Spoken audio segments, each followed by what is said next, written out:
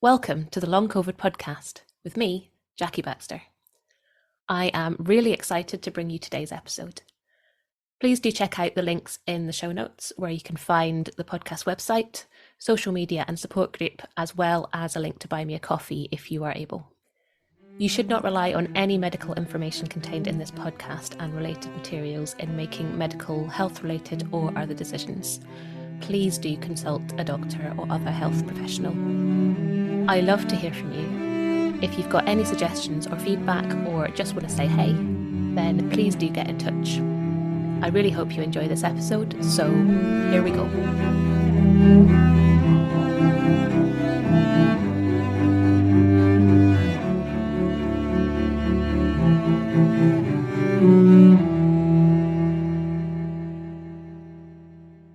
Hello and welcome to this episode of the Long COVID podcast. I am here today with the wonderful Dan Neufer for the second half of our discussion on beliefs. So if you haven't yet heard last week's episode, which is the first half of this conversation, I highly recommend that you do, because that is where we get into a bit of the why. Why are beliefs important? What are beliefs? What's the actual science behind them and how are they relevant to recovery? So we cover all of that in detail in the first half. Today, we are going to get a bit more into the how. How do I make this work for me? How do I build my own beliefs? How do I protect my own beliefs? And what can I do if I'm really, really struggling? So that's all coming up today. Dan, welcome back. Let's get stuck back in.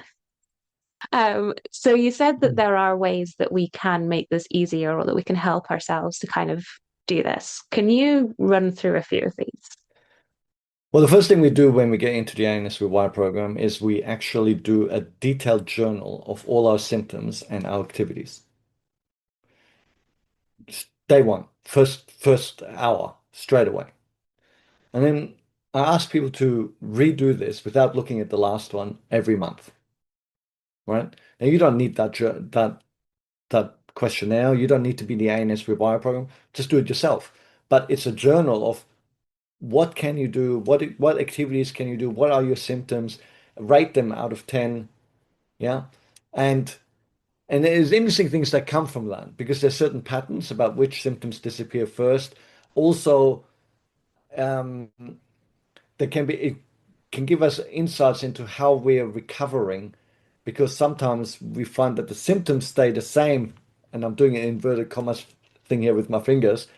We think they're the same, but they're not really the same. And we can see the evidence for that in other parts of the questionnaire, like our activity, right? Because the reason the symptoms sort of stay the same is because our activity has gone up. But if we kept our activity the same, we would have found that the symptoms have reduced. So keeping like some kind of a proof journal where you write these things down and also you note down little things like, oh, I had a little bit of a better sleep, or I didn't overreact to something so much, or when I was out doing the shopping, it didn't feel that bad. Um, you know, I managed to do the groceries and I was a bit tired when I got home, but I didn't feel like I was gonna like have some kind of a meltdown whilst in the supermarket, right? So all these little positive things, look for them and then write them down, okay? Because you see, these records become your anchor. Because when things go wrong and we have a flare up or setback, we get this like amnesia, selective amnesia, and like we forget all the progress we made. And when you write it down and you look at it and you go, that was real. But in a moment when things are going bad, we look back at it, we think, oh, I was just imagining it, right? But you write it down and you're objective about it and you can go, hang on a sec, that's that was real. So I think that's the first step. The other thing is it's a little bit about identity, because we're talking about behavior, and there are layers of psychological approaches that most elite athletes will use. If you want to be elite at anything, then you have to have a framework, an action framework. You can't just expect to be, oh, I'm naturally good at just being the best at everything. I can do it amazing.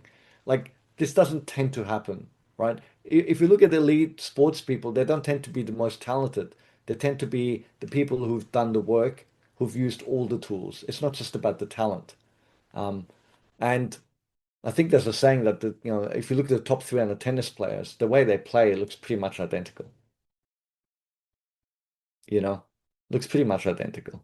It's not that big a difference. There might be two or three that stand out a little bit, but pretty much, Federer still has to rally against number 200. Uh, and so it's all those little things. And the way you can shortcut some of all of those psychological um, techniques is with identity. So instead of going, oh, I should do this and blah, blah, blah, and all this work, you can just go, I'm becoming someone who supports my body's healing. I'm becoming somebody who supports my body's healing. And, that's like a framing of your identity. And this can really help you develop that belief and that momentum. And I think it's also really important as part of that. Again, I'm talking about elite athletes, but one of the first things they do is they manage their physiological state. And so what I'm talking about here is kind of for us actually more than just, ways to um, build those layers of proof, but it starts to go into recovery technique, right? Because we happen to have an illness that is a neurological dysfunction. So therefore, when you manage your physiological state, you're actually doing a recovery action, not just building your evidence. So when symptoms flare up, because your beliefs tend to shut down when that happens, right? You can learn techniques like breathing to calm yourself down and then reconnect with that belief. Yeah. And, over time, there's this repetition and evidence, and it creates this rewired confidence. Um, so it's not that you have to wait until you feel convinced. You have to build conviction through getting lots of small proof. So it's not waiting for Yeah. someone to switch on the light. It's consistently lighting the light yourself. That Yeah. analogy didn't quite work, but yeah. Yeah. Well, think of like how about lighting lots Mm. of little candles and it gets brighter over time. We always look for that big one thing that bang, but with the body is so complex. And when you have dysfunction, and the dysfunction is very complicated in this group of illness, right? Central dysfunction, secondary dysfunctions, dysfunctions interacting with other dysfunctions. Like when I first went to do like a diagram of what's going on, I ended up literally with something that just looked like a complete scribble because every node was attached to every other node. There was no pattern. It was like impossible. And this is why doctors just go, and medical research in the past have gone, this is just a mess, right? Because if you try and follow the links, everything's connected and everything's a mess. Um, yeah, so I think we have to just build slowly from lots of little nodes, lots of little bits of evidence, and soon it'll get brighter. Yeah, I love that. And I Mm. love the sort of light visualization that you've just kind of drawn in my mind as well. Little Yeah, connections, little building of light. I like that. like Christmas, Well, right? exactly. And we're almost there, right? We're nearly Christmas. We're going towards Christmas, Christmas lights, all of that. So that's when you see the Christmas lights, think about your beliefs. Think about building action towards your beliefs. Okay. I love that. That's amazing. We've just talked a little bit about how beliefs, they can be fragile. I felt this myself. I might be starting to see a little bit of improvement. Okay, great. Yep, my beliefs are all doing well. And then, something happens. You hit a bit of a speed bump and, you're not feeling so good. Maybe you're feeling quite awful. And all of that belief that you thought you had suddenly, oh, well, I must have been wrong. I must have been Mm. wrong. I didn't really, as you said, you don't really believe that maybe you did see that improvement. Um, or even something external happens. And I remember this happened to me. I was doing quite well, and there were other people that I knew who were kind of, doing, they were maybe further along than me, but they were still on their recovery journey. And then I remember seeing that person hit a huge speed bump, total crash. And I thought, oh, but like this person was such a big part of my own beliefs, that they were recovering and they were further along than me. Therefore, I was going to follow that trajectory. I was going to, be able to get to where they are, and then everything went wrong for them, and they bounced back and everything was okay. But in that moment, it was like, I felt it in my body. Their trajectory didn't look so good anymore, right? Exactly. They crashed hard, and therefore I also did, because that belief was kind of shattered, because what I saw in them, and then that sort of, I suppose, became my new belief that, oh well, if that happened to them, then that will also happen to me. So how do we kind of protect these beliefs, when we feel like we're starting to build them? How can we protect them from ourselves, but also, I suppose, from those kind of outsider influences as well? So this is a great question. I'm going to answer that, but I just want to point something out. Like what you're talking about there is it really sounds a bit like the nocebo effect, right? Mm. So we have the placebo and the nocebo, and then you know, I don't even like saying those words because it sounds not so much the woo-woo about it, but it kind of feeds that narrative of, oh, the illness is all in your head, like it's a psychological thing, and that's, gee, you heard someone else got sick, now you're getting sick, it's because it's all in your head, right?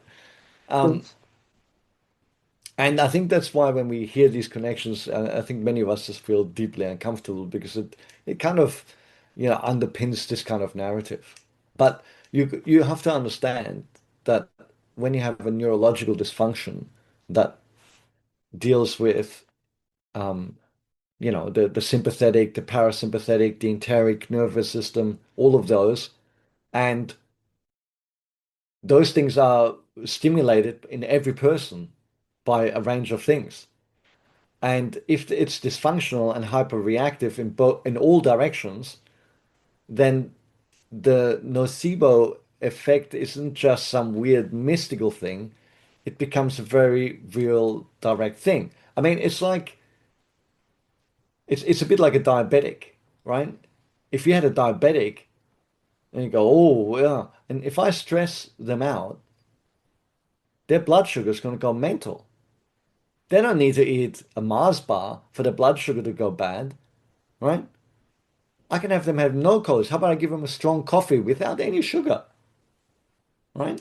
So not like a milk coffee, just a water coffee, right? You watch what happens to their blood sugar. Yeah. So even in other illness, these stimulations of a nervous system can have a massive impact on on dysfunctions in the body. So I just want to start by saying that, right? We obviously talked already about your body of proof that you can return to, like, the recovery stories on the websites, uh, your journals, all of these kind of things. But I think we need to make a choice again. And this is the most powerful thing we have because when we feel sick, sometimes we feel like we can't even do anything, right? We can always do something, but sometimes it really feels like you can't, right? So yeah, what we can do, we also have to really make the choice to really dedicate ourselves to protecting our mindset and to safeguard our beliefs.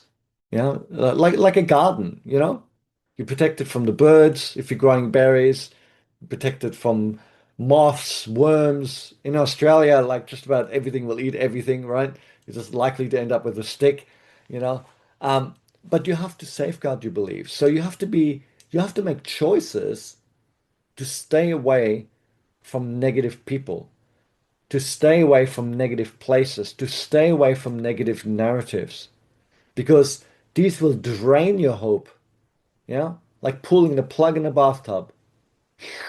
Just going to drain your hope, and it's just going to reinforce all of that fear. And I also have to say, be careful about, in inverted commas, science-based fear narratives. There's a lot of pseudoscience out there, right? And the pseudoscience comes from channels where you would expect better. Yes? You know, it can come from places where you think you should be able to rely on the information. And just because you can look at an angle or a story of something that's going on, it doesn't give you the complete picture. Yeah. So we need to be careful. You know, does this mean that someone in this situation or with this dysfunction or even in this narrative, that means they can't recover? I mean, I've come across many people who have comorbidities, who have other illnesses that are in parallel to this ANS dysfunction illness. And indeed, it is much more challenging for them to recover. And I won't go into all the details here, but there's reasons for it. You could even make a really good scientific argument why those people could not recover, like pretty solid. But where's the evidence that it actually means that they really can't recover?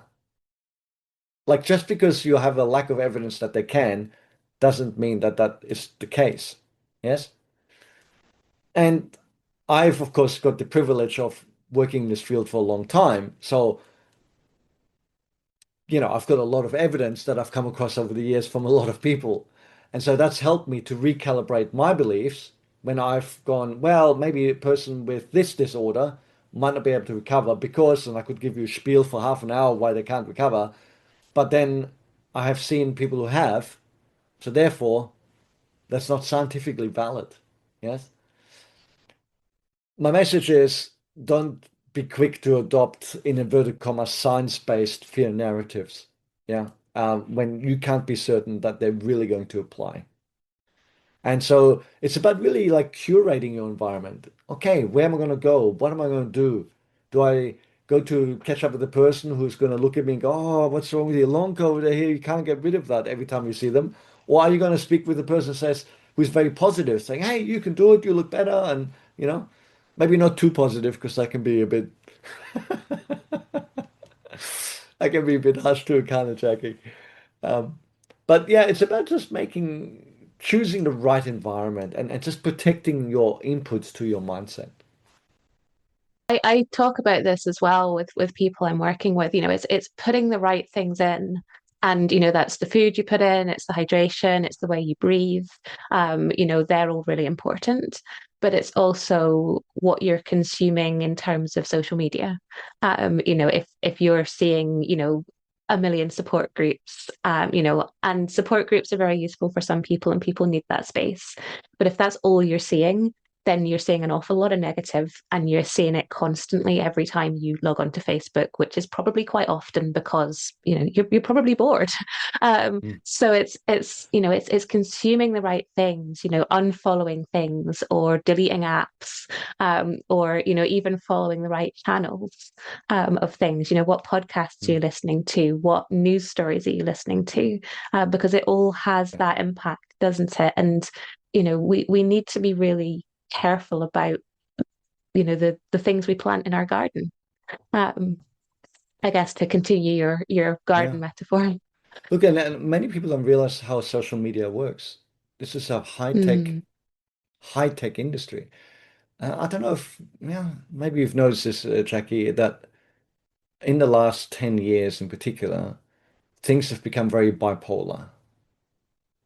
Like if you look at politics, there's one side of politics and then there's the other side. But in the past, both sides wanted to do the best for the country. I mean, they were both still from the same country. But now we look at it like the enemy, whichever side you're on, right?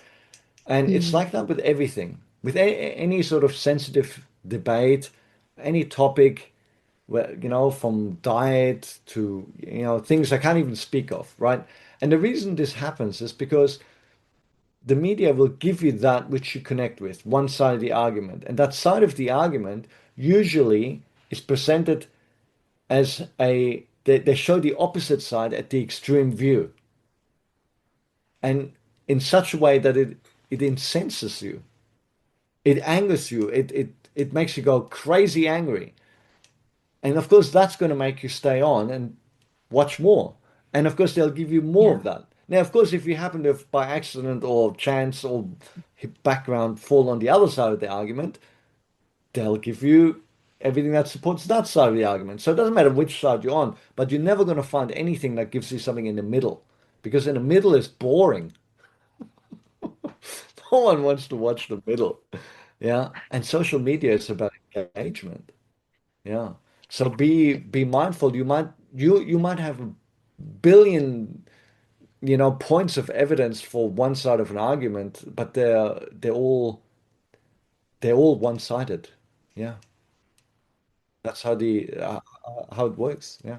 Yeah. And I suppose it's to start to question that, is everything I see Yes. actually true? And, Yes. whatever you're looking at, it's probably not entirely true. Um, Whatever you're looking at, look at mm, the opposite. Try and really go with the opposite. Try and whatever your belief is, look at the opposite and build on that. And suddenly you'll find that the opposite's not true either. That both sides are not true. yeah. Yeah. And the actual truth is probably somewhere down the middle. It's probably somewhere in the middle. Yeah. Yeah. And I suppose it's this as well. We talk about the importance of connection for our nervous system, for society, for everyone's well-being. Mm, And, this kind of right and wrong, left and right, either or mm, narrative creates more and more division.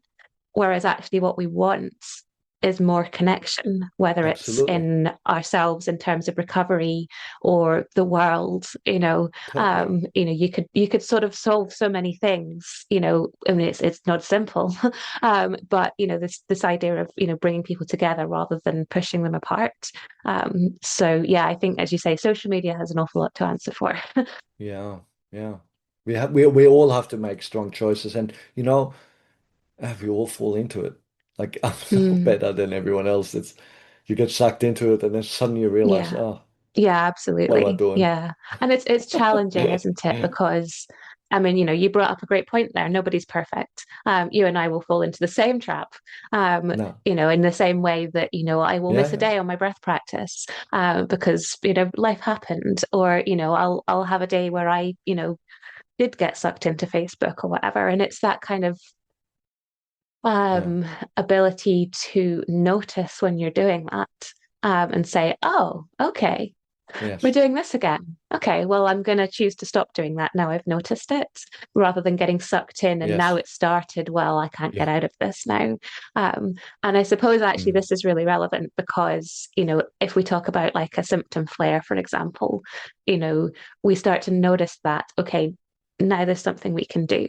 That awareness is so important. Or maybe we start to notice our beliefs starting to wobble a little bit.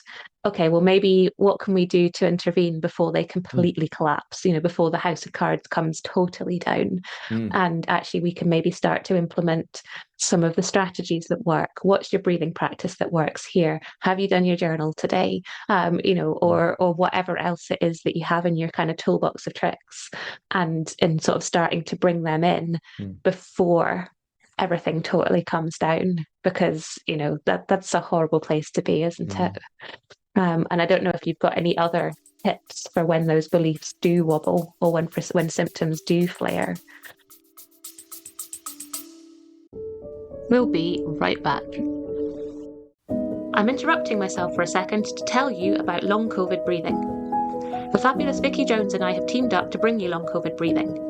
We are both passionate about sharing our expertise and experience of the breath and how incredibly helpful that can be with long COVID. We've worked together to develop a course that is specifically tailored to those with long COVID. It's a 6-week course with 12 sessions, all delivered online. The community feel and learning that we're all sharing is such a joy. To find out more information and to sign up for our courses, workshops and other shorter sessions, please check out the link below, longcovidbreathing.com, or email longcovidbreathing@gmail.com to start your breathing journey with us.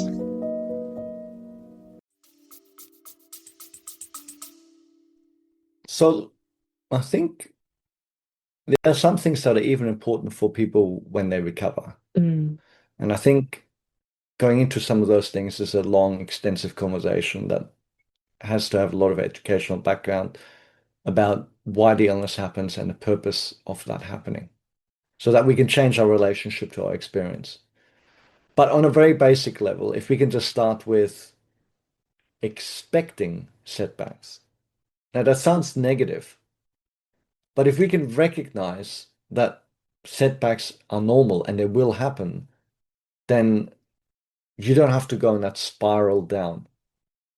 Because all that negative stuff that happens and the nocebo effect and the stress and then not falling off the wagon, doing all the things that you're doing to help yourself, and it's a spiral down, right? If you got a setback, you just go, oh, I'm just gonna adjust and keep going as best as I can and do the strategies we've talked about my beliefs, do the strategies physically that were retraining my nervous system and that were healing my body and whatever else, treatments with your doctor, whatever it is. And you keep doing all these things and you'll go back up again, right? So the key is to reframe the data, not as failure when you have a setback, but that it's feedback. It's a data point, right? Like I know this. I'm not. This is one of these quotes that everyone talks about to death, and I'm not even sure if it's really true. But being a physics background myself, I can't help but be attracted to it. And that's the making of the light bulb. And when Edison was asked, and by the way, Edison didn't actually invent the light bulb, despite popular belief. But when he was asked, how did you fail 1,000 times? And he was like, oh, I wasn't 1,000 failures. There was 1,000 ways of learning how not to make the light bulb, right? And so this is sort of an interesting way of thinking about it. That is that it's valuable feedback.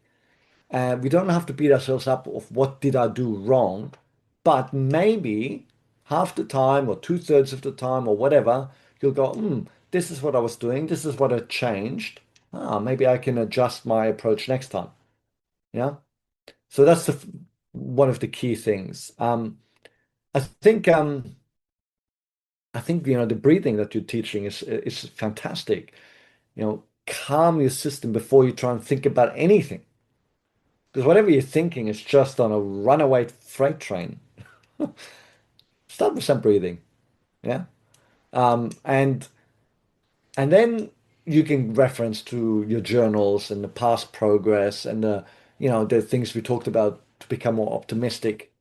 And then, once you've gone through this a couple of times and gone back to making progress, then these belief wobbles are not such a big deal. Yeah.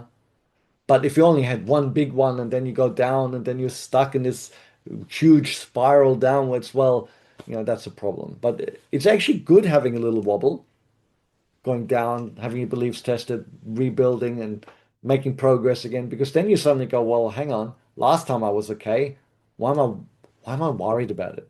You know? Evidence, right? Coming back to that. So even negative experiences can be positive depending on how you engage with them.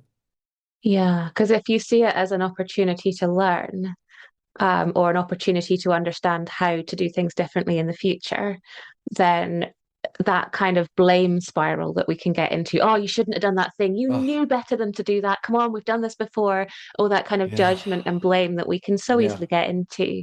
We can see that slightly differently. And it doesn't make how you feel any different because you still feel absolutely Yeah. awful. But you are able to slightly reframe that. Well, I disagree. It's probably the first time I've ever disagreed with you. Had Um, to happen eventually. because it had to happen eventually, because I actually think it does make a huge difference. It makes it much worse, right? Because when you have these negative thoughts, this negative, I would pose to you that they're much worse than the negative thing that you're experiencing. Mm.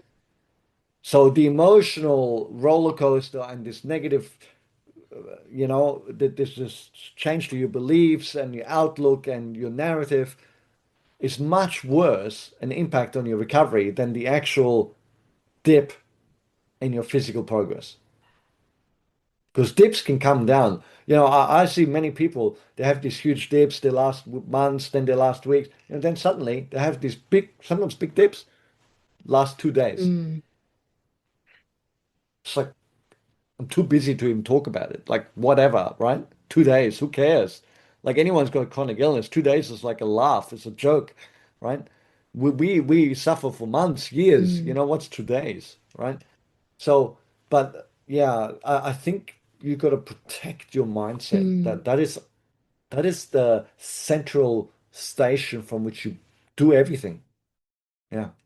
Is this like the sort of the two arrows thing? So the two arrows where the first arrow is the thing that has happened, the Yes. insult or the assault, that you can't do anything about because it's happened. So, that crash, for example, you've overdone it. Doesn't matter why, doesn't matter what you did. You're Yes. there. You feel terrible. That's your first arrow. And your second arrow is how you respond to it. And that is where you do have that Yeah. choice of, do we get into the Totally. negative spiral? Do we blame ourselves? Do we do this? Do we do Absolutely. that?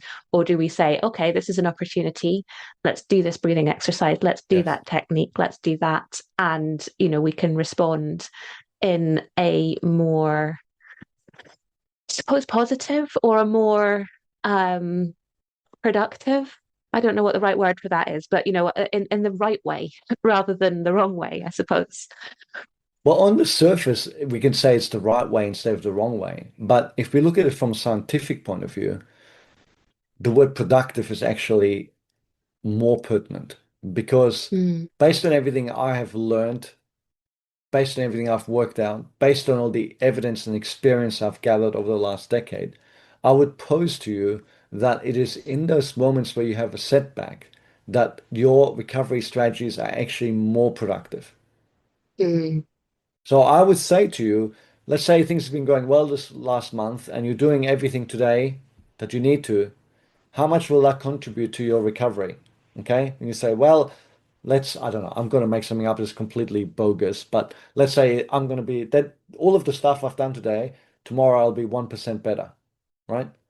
I would pose to you that if you're having a setback and you're feeling terrible and you've gone back 30% in your functioning and you do all the same things, I would pose to you from a neurological point of view that instead of 1%, you've just increased 5%. mm. It may take a little while to show up because you have to, climb up the ladder. The body has to, you have to get healthier again, but you're actually making more progress when you have a setback than when things are going well. Yeah. And again, that's a nice way of kind of reframing that because we do feel a bit down when we're feeling rubbish, don't we? In those Yes. kind of setbacks, those crashes, whatever you want to call them. And again, if we can remind ourselves, if this is an opportunity and actually right now, although it doesn't feel like it, I'm actually making more progress than if Yes. this hadn't happened. So it's that kind of way of reframing it, I suppose, doesn't it? Yes. And that is really helpful, I think, because it can be a dark place. We'll be right back. Hey there, I'm just jumping in for a second to see if you're enjoying this episode. If you're finding it useful, maybe you would consider sharing it somewhere, a friend, a group, or even on your Twitter feed. If everyone was able to share just once, we'd be able to get this information out to even more people who really, really need it. So please consider sharing somewhere if you possibly can. I hope you enjoy the episode, and thank you so much.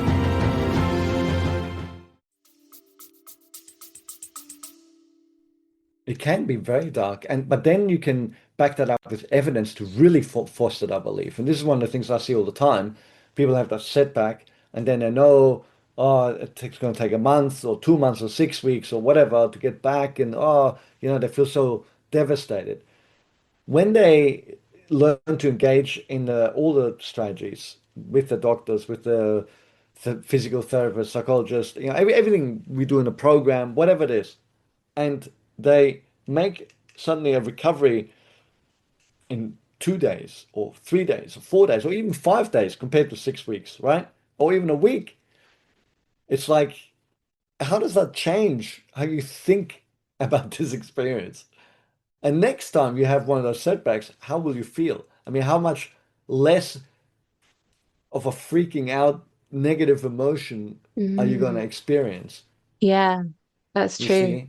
So, and this is one of the things I see in the recovery process is that people suddenly they bounce back much quicker. So you don't necessarily stop having those dips. It's that the Yes, sort of that's the right. the pit is a smaller one. You don't spend so long in it. You're able to Yeah. climb out much quicker.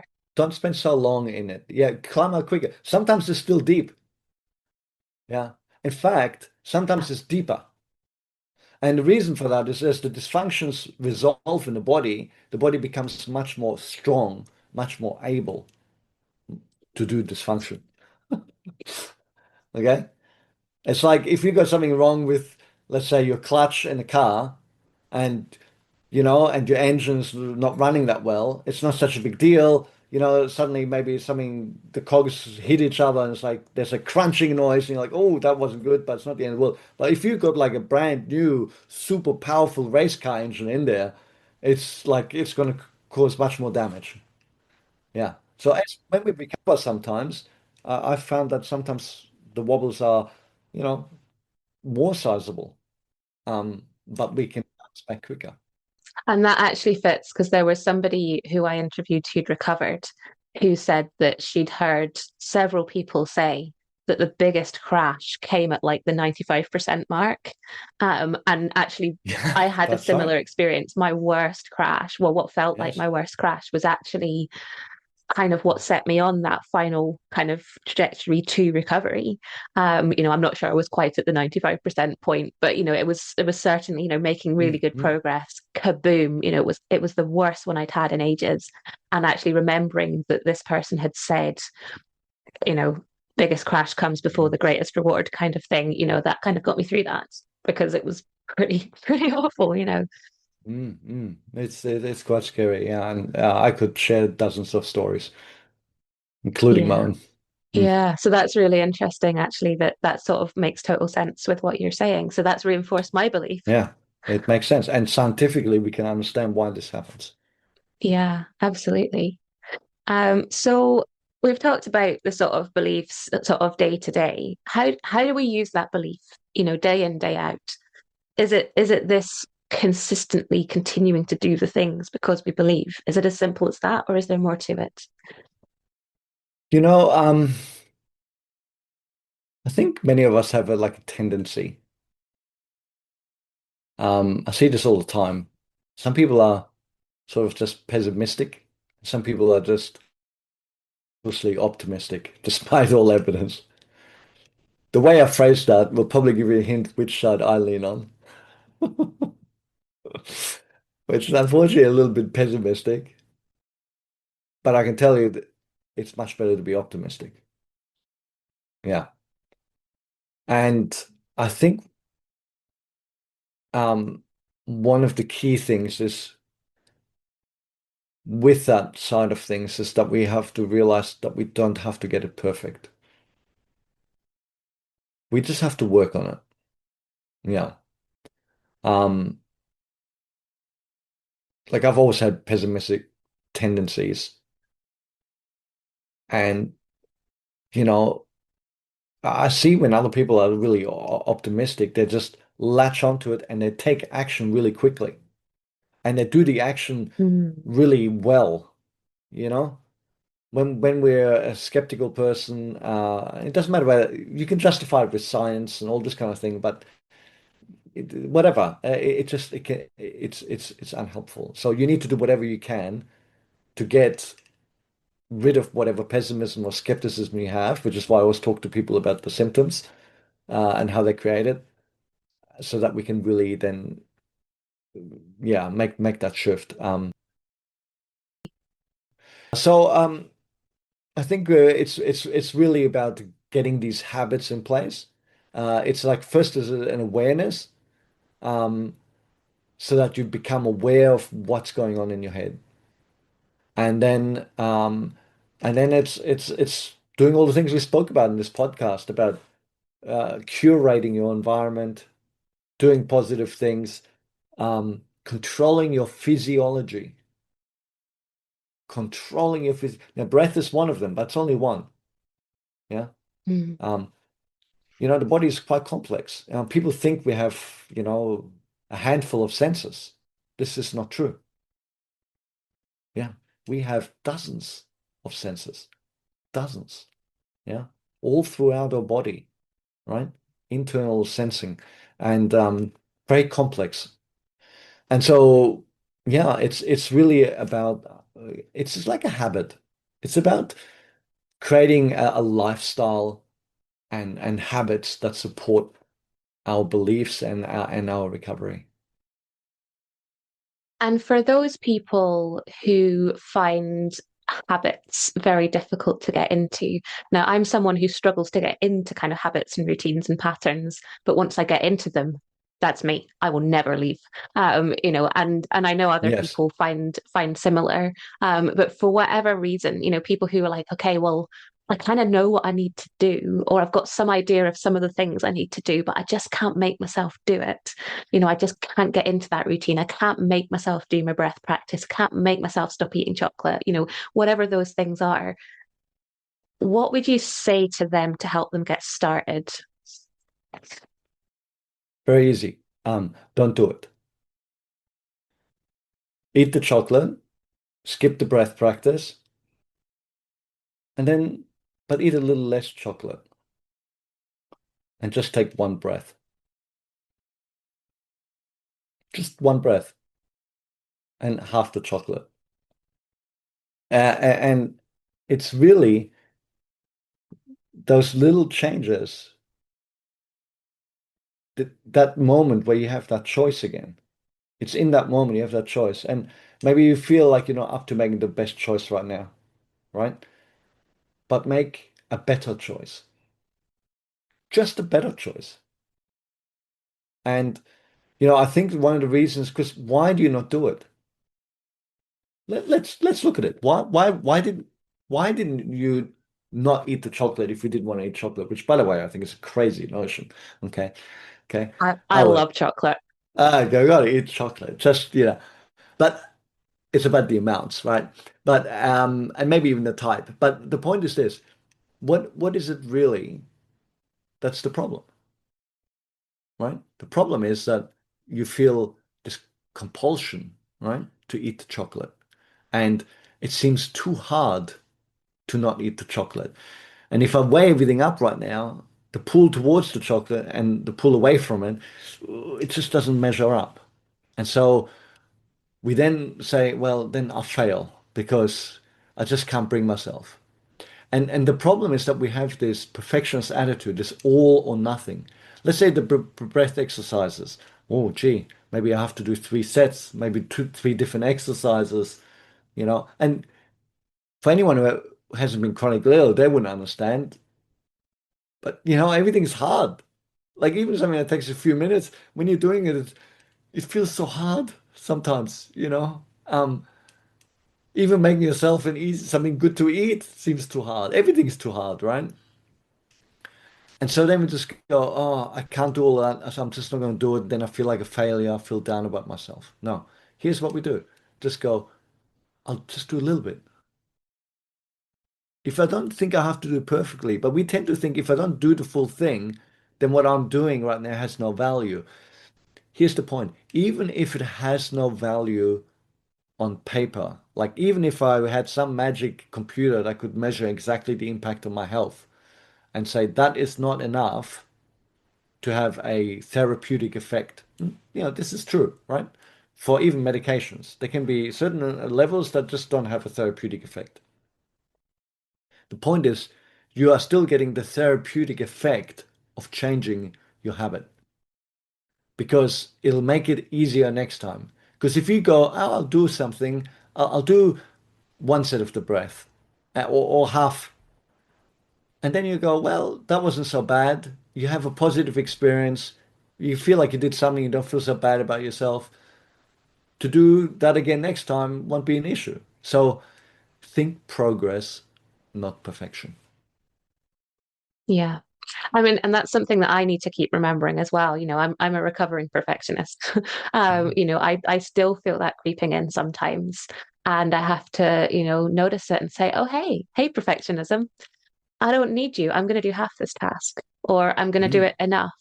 And it's that idea of, you know, you got to start somewhere, haven't you? And, sometimes, particularly when we're so unwell, that somewhere is so unimaginably small that, former you wouldn't have bothered. They wouldn't even have No. noticed. But, when you're in this position where you're not well, where you are, you've got so much fatigue, you've got so much else going on, everything is so difficult, as you say, you know, well, okay, how far back do we have to go? Okay, that's where you start. And Mm.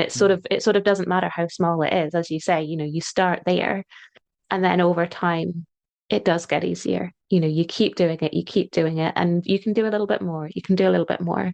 And then, once it becomes a pattern or a habit, then it's a bit less difficult to make yourself do it, isn't it? And then you get the bigger impacts over time. So yeah, yeah, I'm an all or nothing person too, so I can very much Yeah. relate to that problem. And it does get easier. It really does. I mean, if you think about it, it really makes sense. If your experience of whatever you do is good, you feel a little bit good about yourself, you've done something, it's good, then why would you not want to do it next time? Yeah. But maybe it's even better to do less. Because if you did the full thing and it felt awful and felt too much and you were stressed out, the next time you're like, oh, I definitely don't want to do it. So maybe failure is the real path to success, right? Because if you try and do it right and succeed and tick all the boxes, and then it's like, it was such an awful experience, suddenly you're not doing the next day or the day after, or maybe even the day after that, because you just think, oh, I can't face it again. So seek to make your experiences positive, all your recovery actions. This is really one of the secrets of recovery, I think, if there is such a thing as a secret. I mean, I'm trying to not make anything secret, you know what I mean? But like that is sort of like the secret sauce is to try and do it in a way that actually feels positive, feels good for you, rather than disciplined and hard, you know? Because again, for a lot of people, and I will put myself into this category as well, that's what came before. It was that, having to do all of it. It was that pushing, it was that kind of discipline, but like over discipline. And actually for me, letting go of some of that and saying, actually, I'm going to do some of this rather than all of it, and that's okay, was something that was very difficult for me. But it was also something that was really helpful because, yeah, the shoulds creep in, don't they? Oh, I should do Totally. this, or with breathing exercises, oh, that length of breath is what I should be doing because that's what, somebody else said. Well, if that doesn't feel good in your body, then it's not going to help you. So it's that kind of, what is good for you, and just yeah, doing those little Mm. bits. Look, I mean, Jackie, I always find it, very insightful whenever I get interviewed by people who've recovered, because, the questions and topics you ask, I think often are not the ones that the big population of people with the illness always want asked, because they don't realize that how important they are. It's only once people recover that they realize all these things are important, which is why they talk about these nuanced Mm. aspects of recovery. Yeah, and I think the key thing, if I was sick and I had my time again, I would seek to lean into this experience of other people, because the questions you've asked me and the topics, I think when I was ill, I would have been like, it just would have like I wouldn't have gotten into the first minute. Like, what does this have to do with anything? Like, I've got a real illness. I need something to fix me. Why are we talking about this stuff? It's only as you understand more and gain experience that you realize that this is the most important thing. Yes, because it's what underpins all of the actions that you make. And those actions are what Exactly. is going to build your recovery progress, however small it is and however slow it is. Exactly. That's right. Mindset is everything. I mean, my program is like some weird researcher slash doctor slash psychologist alumni, right? And so I get to always ask the question, and one of the things is the biggest frustration for physicians is non-compliance. Mm, That the patients come in, they have a problem with an illness, a disease, they get medication, and the patients don't take it. And the reasons patients don't take it is because they either are of the view that this illness is not something they have, or that it can't be fixed, or that the medication won't help, or mm, whatever. Yeah. Or they might think the medication is not safe, right? Which is understandable. But then they need to ask the questions and make their choices of whatever they think is best for them. But the point is, compliance is an issue, and it can be for really basic things, yeah. you know, really basic illnesses. Yeah. I think as well, it's now getting on for 2.5 years since I recovered, which is totally wild. And, the things that I learned and, the sort of beliefs that I built and the understanding that I now have around health and, all of that sort of stuff. It's what now makes me continue with those things, what makes me a healthier person now Mm. and more resilient to, all the stress that life still throws at me. I'm just better at dealing with it. Mm. So things like, my daily breath practice, I do get up in the morning and that's the first thing I do. No, I'm not perfect and I do plenty of things that I shouldn't. And, I eat too much chocolate. I don't always get enough sleep. But it's the things that we can do, isn't it? And that kind of belief in this being something important that makes my health better. I think is a really great lesson Mm. for obviously recovery, but also for staying healthy, as healthy as we can for as long as we can afterwards. You know, Recovery is all nice and good. We have to understand why we got sick. We have to understand the neurological and physiological mechanisms.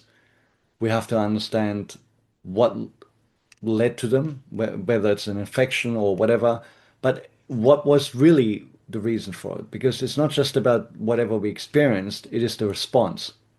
Mm, Yeah. Okay. And it's complicated. Yeah. There's many factors involved, but we need to understand this so that we create ways of negotiating our life in a healthy way. And I would pose to you, and this is taking me time to build up this belief.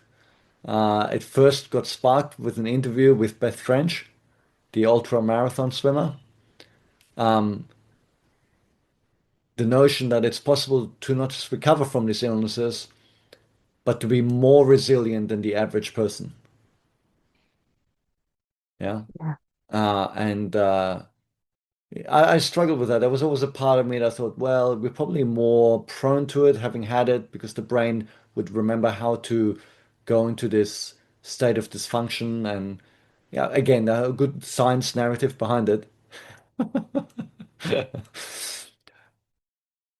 But the evidence, which has taken me years to collect, has shown actually that people can actually be more resilient than someone who's never had this illness. Which is a beautiful way to finish, I think. Lovely thought, isn't it? Exactly. Yes. And, I think I would agree with that and with my, personal experience of one. So yes. Dan, thank you so much.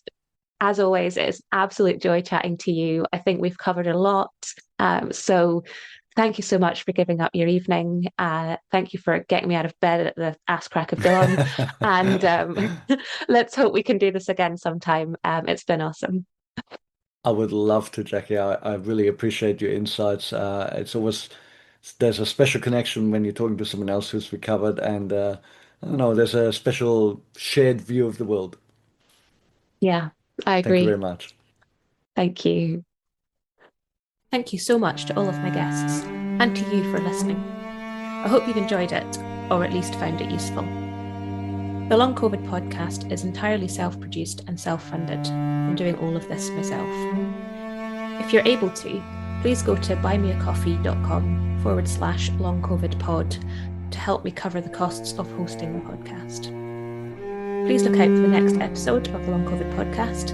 It's available on all the usual podcast hosting things. And do get in touch